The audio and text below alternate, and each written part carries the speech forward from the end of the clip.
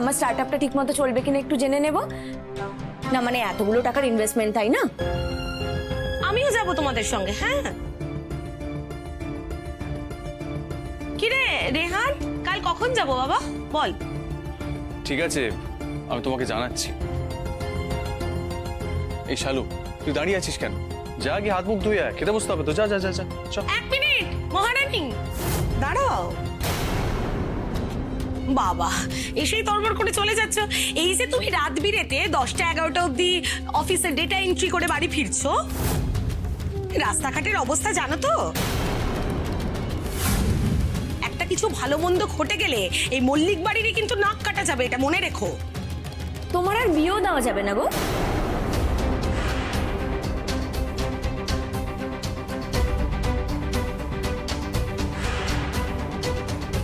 কি আজে বাজে কথা বলছো তোমরা? রাত হয়েছে তো কি হয়েছে? কি বিপদ হবে রাস্তাঘাটে? এত ছেলে মেয়ে অফিস থেকে রাত করে বাড়ি ফেরে, আর এই সমস্ত প্রাইভেট কোম্পানির গুলো ওয়ার্কিং আওয়ার্সে কোনো ঠিক আছে নাকি? তুমি অন্ধ নাকি রেহান? তুমি বাকি মেয়েদের সাথে শালুর তুলনা করছো? দেখো কেমন ভাবে দাঁড়িয়ে আছে, জড়সড় হয়ে একটা আলুর বস্তার মতো। ও তো রাস্তায় বেরোলেই আমাদের টেনশন। এই যে মেজো কাকি সারাক্ষণ, শালু বাসে উঠতে পারলো তো, রাস্তা বেরোতে পারলো তো, অফিস পৌঁছলো তো, পকেটমারি হয়ে গেল কিনা, অফিস থেকে ফিরলো কিনা। যাকে নিয়ে আমরা দিনের বেলা অবধি এত তটস্থ থাকি, যার সেফটি নিয়ে, সে রাত 12টার সময় ফিরছে কিনা অফিস উদ্ধার করে। বাহ, কপাল করে একটা ননদ পেয়েছি। ঠিক আছে বৌমনি, ও তো অফিসেই কাজ করছিল, আর রাত হলে ওকে তো আমি একা ছাড়ি না, আমি নিজে গিয়ে ওকে অফিস থেকে নিয়ে আসি। ও, তার মানে তুই বলতে চাইছিস তুই একাই তোর বোনের ভালো মন্দ, সেফটি, সিকিউরিটি সবকিছু বুঝে নিতে পারবি তো? আমি আর একা পারলাম কই, একা তো রূপাই করে দেখালো।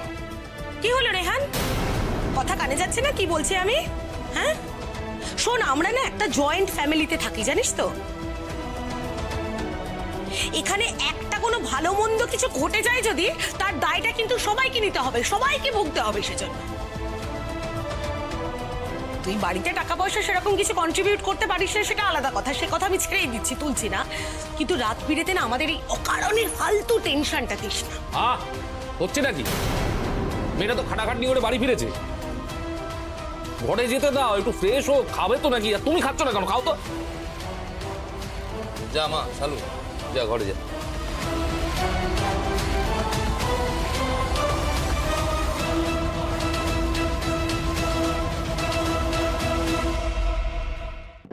এই এই রেহান, এই ওর শালুর কি হয়েছে রে? এরকম কুকড়ে আছে, এসে থেকে কোনো কথা বলছে না কিছু।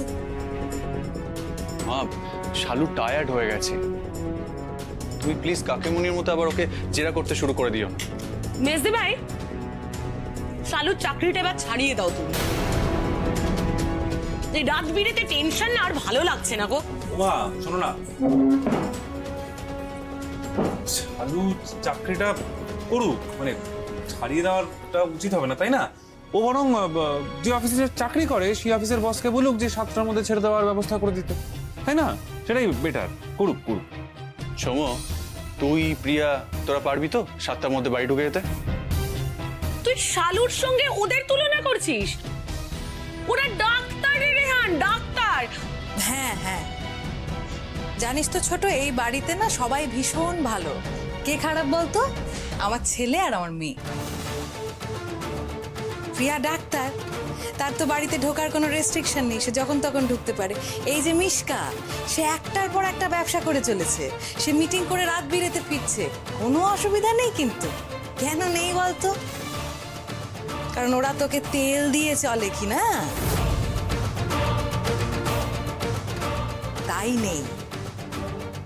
সমস্ত অসুবিধা তোর কোথায় হচ্ছে বলতো? আমার মেয়েকে নিয়ে হচ্ছে, আমার ছেলেকে নিয়ে ভীষণ অসুবিধে। তাকে তাকে সারাক্ষণ নার্স নার্স, না দাঁড়া, তাকে সারাক্ষণ নার্স নার্স বলে তুই খোঁটা দিয়ে যাচ্ছিস কেন রে? এদিকে আবার তারই সঙ্গে তোর প্রিয় বান্ধবীর মেয়ের বিয়ে ঠিক করেছিলি। কি অসুবিধা হচ্ছে? কেন কেন তুই আমার মেয়ের চাকরি ছাড়ানোর জন্য একেবারে উঠে পড়ে লেগেছিস? কি হয়েছে বলতো ছোট, কি অসুবিধা হচ্ছে আমি বুঝতে পারছি না। আমি না বুঝি এত বছর কাটিয়ে দিলাম।